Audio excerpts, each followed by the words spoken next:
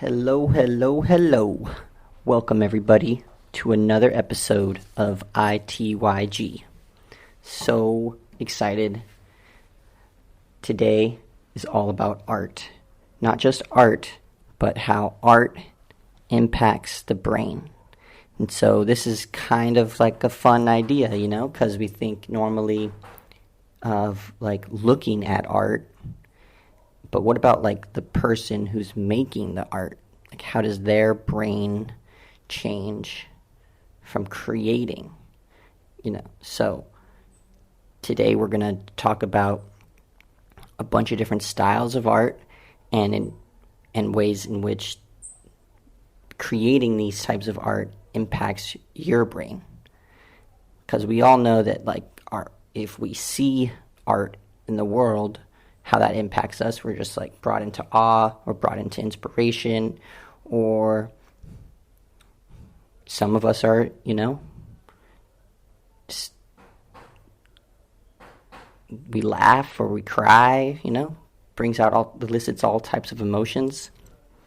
So, but when you're making the art, you have a whole different set of psychological and cognitive benefits and changes. So let's just look at some real simple, when you first think of art, a lot of people think of painting. When you go to the art gallery, that's mostly what you're going to see. So you're going to see like a bunch of paintings, carving, you see a few statues, but let's start with painting. So you have to have a color palette in your painting, and by selecting different colors, depending on if you're doing realism or if you're trying to do abstract, or if you're trying to do surrealism, or if you're trying to do, all the different types of portraits, you're going to pick a different color palette. And so by trying to see the world and create using colors, you're going to go through a whole, how would you say, spectrum of emotions from just choosing the colors. Because how do the colors make you feel as the artist? And so by selecting the reds and trying to get all the shades right, you're going to see the world differently. I know when I'm coloring or drawing or using watercolors, I'll pick a color, and then as I'm out in the world, I'll start seeing colors so much more vividly, and I'll start picking up the shades and picking up the hues and paying so much more attention to like nature. And so also in painting, there's like all the different brushes, so you have to learn all the different strokes. There's like 13, I think, different strokes. And like by learning what brushes to use to create what effect, you're going to grow your expression. You're going to grow your amount of ability to see clearly the world. So your psychology from just painting, you're going to start looking at everything with such a much more finer detail, much more appreciation towards the outside world. So that's just from painting, like being creative in painting will cause you to be creative in the rest of the world as well. So now let's think about another type of art. Let's think about like drawing. Drawing helps you with your buildup of your art.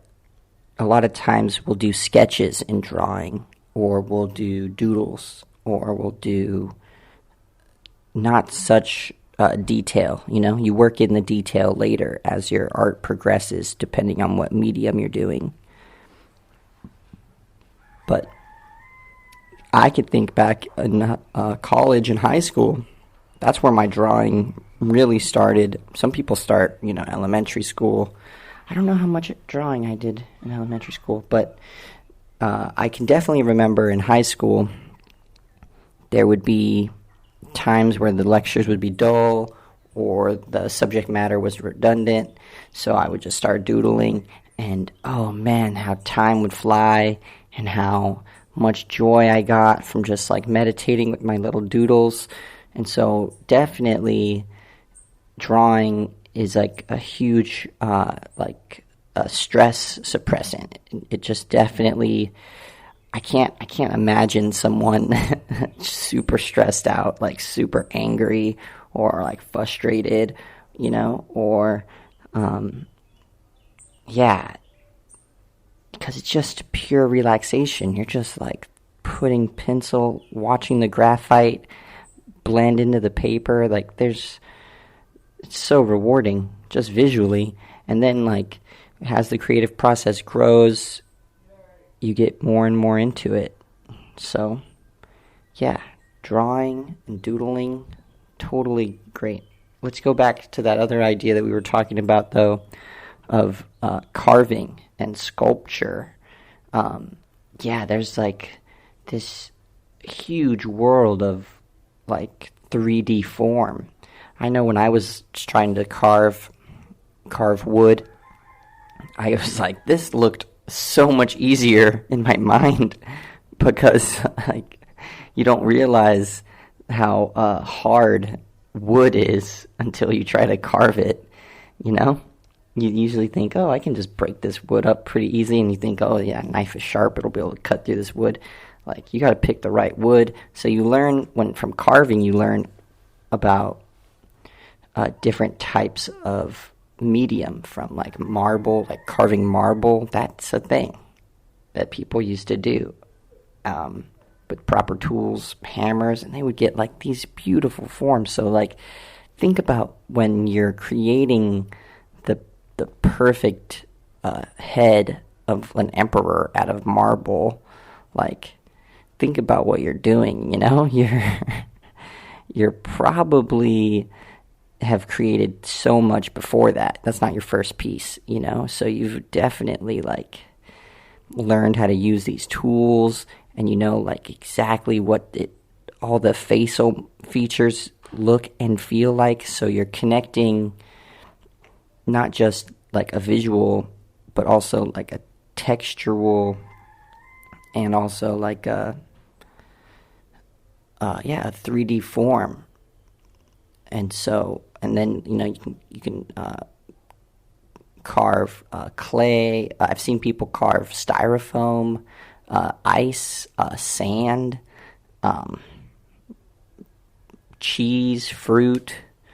I mean, carving is epic, and what you're doing with a knife or a chisel and hammer is you're breaking away. So you're removing instead of adding, which is like what you're doing with drawing or painting, is you're adding pigment to paper, versus sculpting is like you're taking away.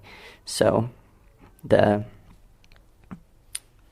impact of the brain is like, I can't take away too much, so it's like a different mentality because you can never add back to the piece. Some people actually, they would use like adhesives and things, and they would like sculpt it in pieces and then assemble it with like metal and cement. That was people got real creative with adding and sculpting. But yeah, like I said, you start to see the world through a different lens depending on what medium you're using. Let's think about another form of expression, dance. So dance is definitely an art form. I've seen all the whole world of dance, from like the hip hop culture to the like indigenous cultures to the like Spanish cultures to the South American cultures and like the African dancing, and they're so expressive. And think about the people who are like creating these movements. Think about how their brains are working and what they're trying to like tell a story through movement, you know? And they're, again, your mind just turns into mush. You just go pure flow state in dance, you know?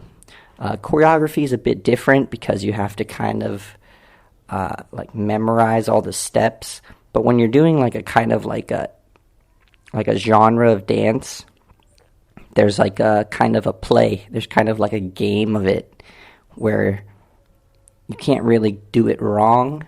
You can do it like a different style, like an incorrect style. But like if you're really staying in true to that style, then you're kind of just playing around and you're working out the different like combinations of movements. And so think about your joints, think about your body overall, and you have to learn, your mind has to learn how to like master all these different movements and postures. And so think about the relationship that has with yourself. You learn discipline through dance. Through dance you learn how to like take care of your whole body, because you want your body, not only your movements are your art, but also your appearance oftentimes. So through dance, oftentimes, not only are you creating a storyline through your movements, but sometimes you also will create costumery. So think about, sewing. That's another art expression, and how by learning all these patterns and building up these tapestries and fabrics into different, dresses or shirts or pants, or even like all types of things, blankets, all types of things you can make with sewing. It's like a whole, and then you couple that with dance, and you couple that with jewelry making. By working with different materials, you're gonna see, like I said, you're gonna see the world so much differently. You're going to start thinking about, if you're making jewelry, you're going to start thinking about different shapes. You're going to start thinking about different styles and fashion trends. And you're going to start looking at the outside world and trying to model that onto your jewelry or incorporate it. I've seen people, when I've done jewelry making, I've definitely tried to take like seashells or stones and like fuse them. Or oftentimes I'll see people creating like a tree out of like steel, and then that'll be like the earring. It'll just be like a little pendant of like a tree. So like people will look into nature and they'll try to infuse these different patterns and shapes into their jewelry. Or like bead workers, think about the patience that you gain. Because I think, there is definitely, in art, there is a patience that comes with it, but also like a passion. And like for me, most of the time when I'm making art, I'm doing it really passionately, not so like with patience. I feel when you practice patience, you're more practicing something of like a tolerance to something you don't want to do. You're like, it's like a withstanding. It's like an endurance, versus when you're passionate, you're like building and you're like creating and you're like going into your dreams instead of like waiting with patience. I feel patience is more just like a waiting game.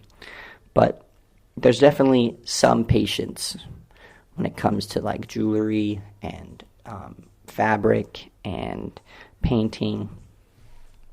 There's definitely this development, this evolution of the art, and you're watching it unfold, and so you're being patient in your creative process, but you're also being like mostly passionate about your work because you want it to become great, not just for you, but for the message or the appearance.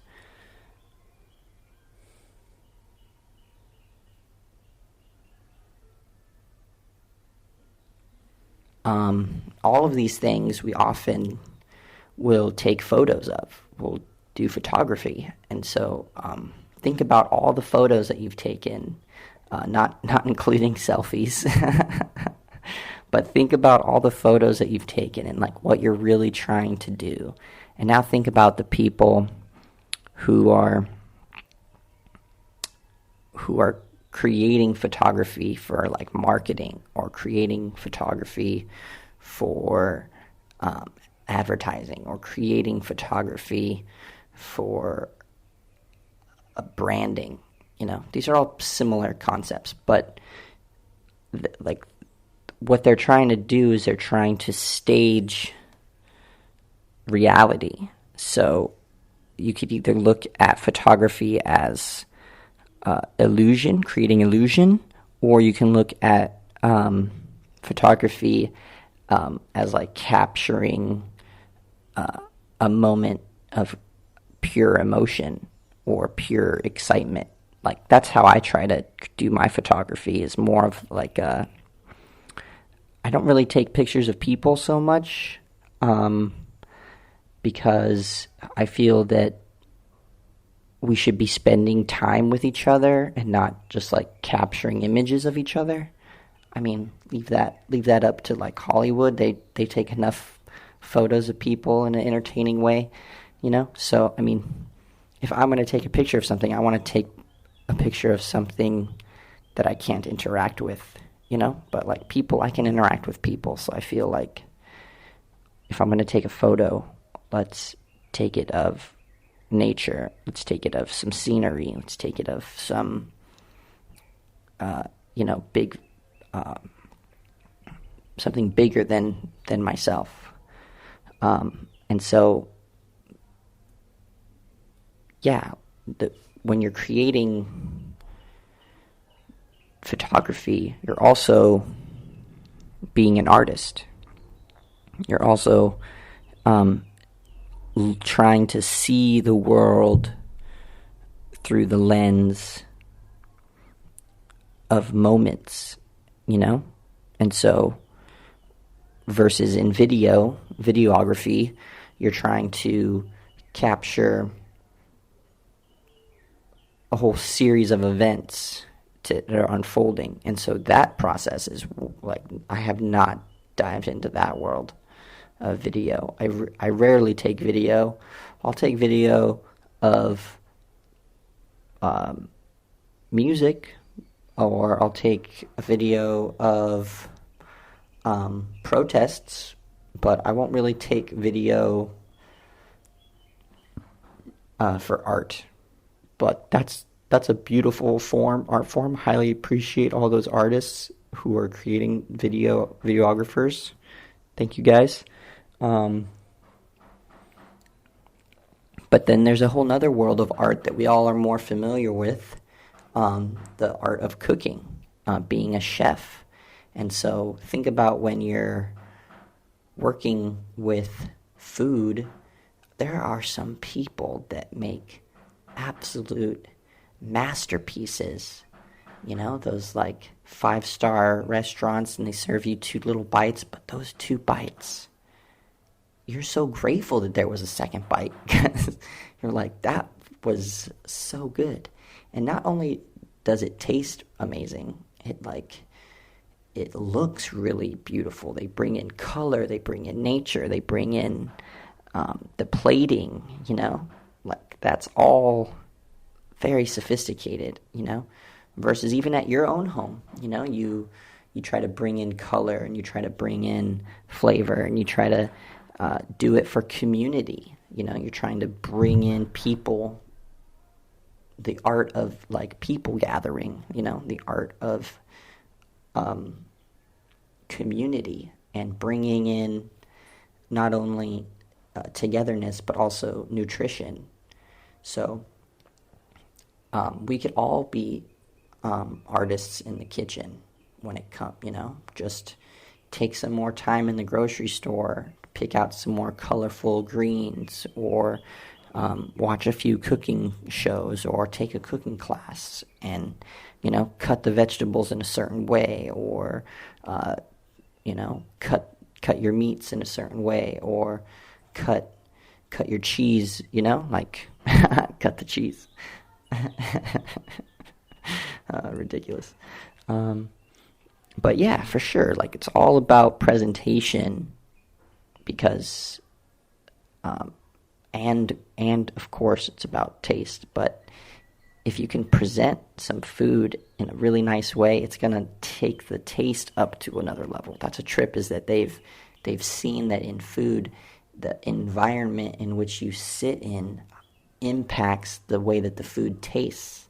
So if you go to like a sit-down restaurant and there's like dead plants in the room, or some weird smell, or like paint falling off the walls, or it just seems dilapidated in a way, and then you eat the food and you're like, man, this food isn't really that great.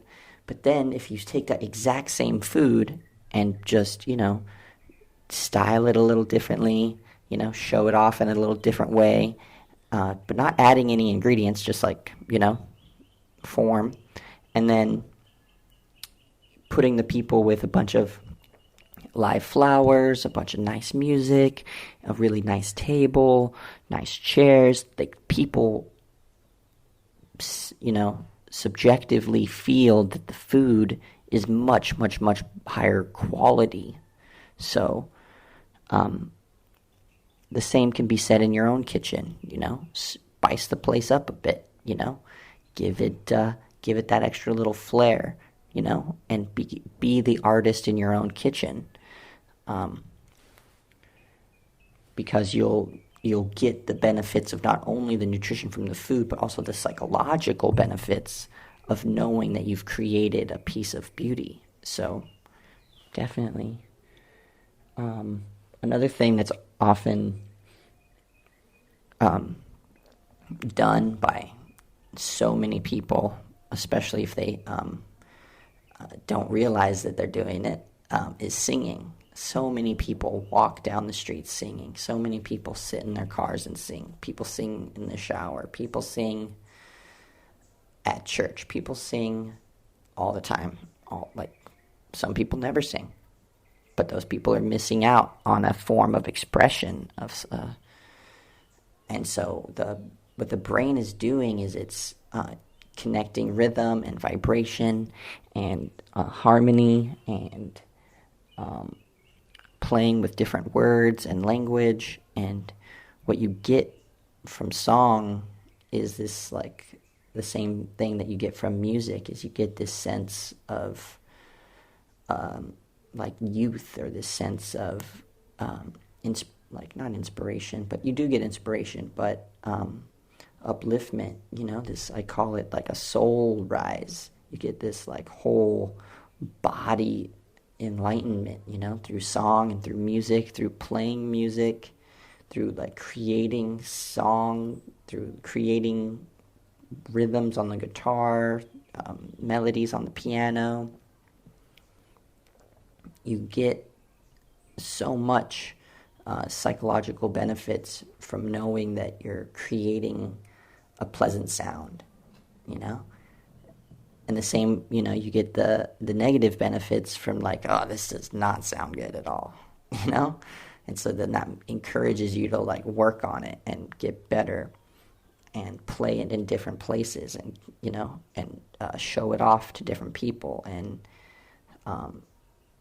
again, music and dance and song all brings people together, And so we can encourage other people to play with us. It's like a game where it never ends. It's an infinite game, music. There's no there's no winner, there's no loser. You guys just keep the rhythm going, and you just keep inviting new people to play this game with you, and encourage them to play fun melodies. And yeah. Another, we've touched on quite a few different styles of art. Now we're going to kind of get into more of the like psychology of and like the philosophy of art, like what is art, and what differentiates, art from non-art. And so that's a really, really tricky idea, because if you're creating something with passion, it is your art. If it's painting a wall, if it's just like boring, simple one color painting a wall, like that's an art, because you can do it well, and you can do it in a way that a novice could not. It's done, masterfully.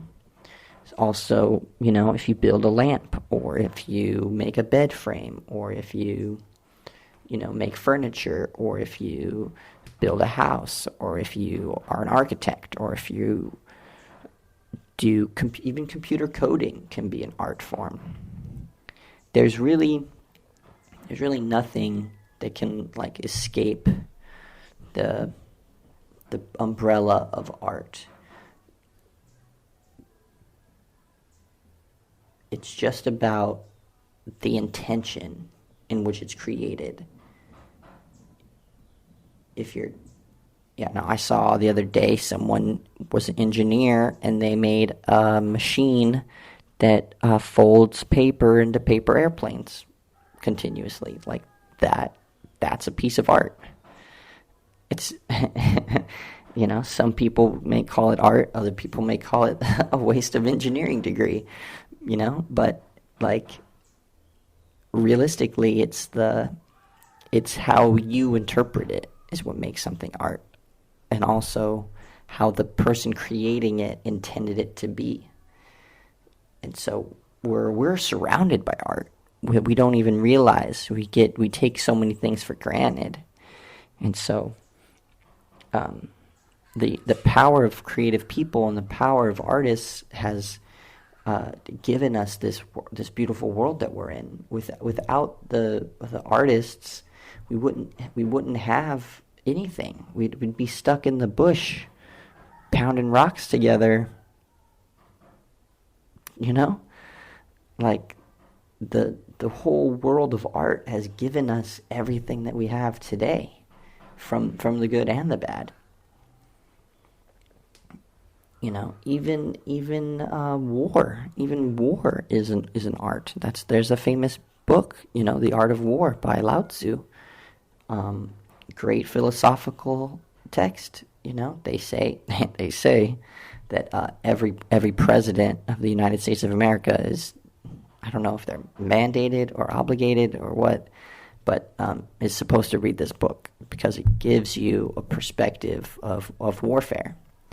And so even in war, there's a sophistication, a beauty. And not that it should be romanticized, because war is definitely awful. And that's what that book says. That book says, like, war is the absolute last thing that should ever be wished upon or activated by a government. But if you're going to do war, then this is how war should be conducted. And it gives like a kind of like a guidelines on like proper military discourse. It's a very interesting read. But that pretext of don't do war, do diplomacy first. But if all diplomacy fails and violence is being forced upon you by the other party, then you have to act accordingly in self-defense, and using proper strategy, artistic, masterful approach to organization and weaponry and strategy, then you can win the war and hopefully minimize the violent people and get to a political agreement and a more diplomatic solution. But until that kind of violent faction is minimized and silenced, then the more logical parties can come forward and work out a resolution. Allegedly. I don't know how many times that happens. But like I'm saying, everything is an art form, and everyone can be creative in some way. If that's in the kitchen, if that's in the classroom, if that's in the bedroom, anywhere can be your stage for art. Even if that's in marketing, even if that's in jewelry, all the different styles. You just have to kind of pick one and practice and practice and practice, and that will become your art. And you will receive immense psychological benefits, from relaxation to heightened dopamine to depending on what you're doing, you can get massive, like I said, hand-eye coordination. You can get the textural from crafting 3D. You can get beautiful insights into the world, because you're going to start seeing things differently. You're going to start anticipating inspiration in the world. And that's the cool thing, is by being an artist, you're going to go out into the world looking for inspiration, and you'll find it, what's the old seek and you shall find, It's so true. And so by putting yourself in that artistic mindset, you will find what you want to be inspired by. Versus if you're just going through the world working for someone else, doing what you regret and resent, then you're going to just keep finding that in the world. You have to start putting yourself in a different state of mind to start finding different solutions. That's one of the huge key benefits of practicing art and anticipating inspiration. Oh man, so good. You're also going to build up different strengths of mind, but also self-confidence, because by at first you're going to be, maybe a little critical, maybe a little doubting, maybe a little uninspired, but by disciplining yourself to keep creating in whatever art form, then you will find a huge wealth of self-confidence, and that self-confidence will boil out, overflow into the whole rest of your life and the whole rest of your whole career, whether that be an art career or whatever career you may have.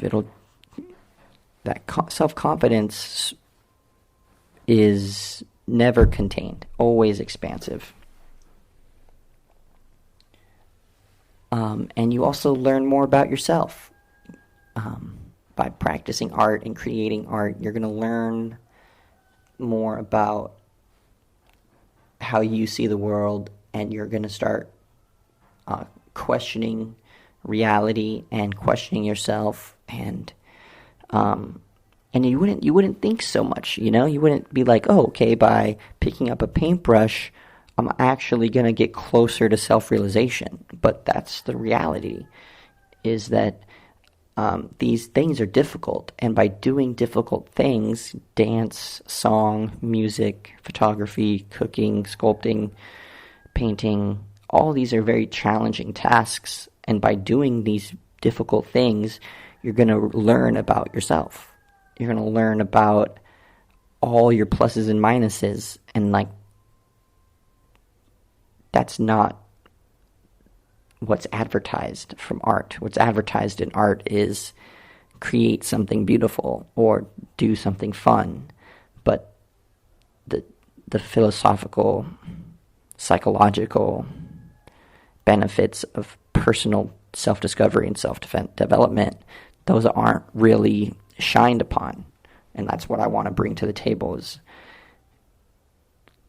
do art not for success, but do art for self-discovery and self-confidence. And so there's like, a range of different people in the world. We have those who consider themselves really extroverted, and then we have those that consider themselves really introverted. And realistically, we're like all a combination of both. We have moments of extroversion and moments of introversion. So like extroverts are going to produce art in a different way. They're going to do the different styles of art than an introvert. But you will still get the same results. And so regardless of how you interact with society, you can still gain the psychological benefits of the different forms of art on your own if you're an introvert. Or hopefully you have a couple friends and you can share your art with each other. And if you're really extroverted, then of course you're gonna push your art out into the world. And if you really look at art history, not so many artists are like the super famous ones that we know about. They didn't get super successful by being really extroverted. They put hundreds of thousands of hours into their art form and their craft, and that's how they reached, this huge level of fame, was because that was their single-minded focus. And so, but art is not only for the introverts. Like I said, if you're a dancer, dancers are really extroverted. They're always around people. They're often in groups of dancers where they just listen to music all the time and dance. And but there's also the introverted dancer who wants his or her craft to kind of be their practice on their own. So we can't really discriminate against the different approaches. We just have to encourage them, especially if they're young. We have to encourage the youth to be expressive. We have to encourage the youth to be creative. We have to encourage the youth to practice some form of art every day. If not every day, definitely multiple times a week, in which they can harness their perspective and harness their self-confidence and harness their ability to accomplish goals, because creating art projects is like goal setting. And so by making little art projects, you're accomplishing little goals, and that's going to boost you into building bigger goals. Even if that's just, I colored this coloring book page today, like that's a little mini art project. And now you can say, cool, next time, do it differently, or build goals upon your art. Try finger painting, try all the different types of art that you can expose your child to and other children. Definitely encourage children to do art for all the benefits. So yeah, today's podcast has really been really exciting and fun to dive into and to try to see art differently, and to realize that we're in a beautiful, beautiful bounty of art and creativeness, that we just have to see it that way. So thanks, guys, for listening to this episode. And a couple things. I just want to say thank you. Thank you guys for following and for listening. Also, pay attention. This world's changing all the time, and there's going to be a lot of differences coming around. A lot of new technology, new research, and so yeah, just pay attention and stay safe. Do what you can to love each other and love yourself, and take care of yourselves. One love, as they would say here in Jamaica. And if you're not already following me on Instagram, I'm at I.T.Y.G _ forever. Yeah. Ciao.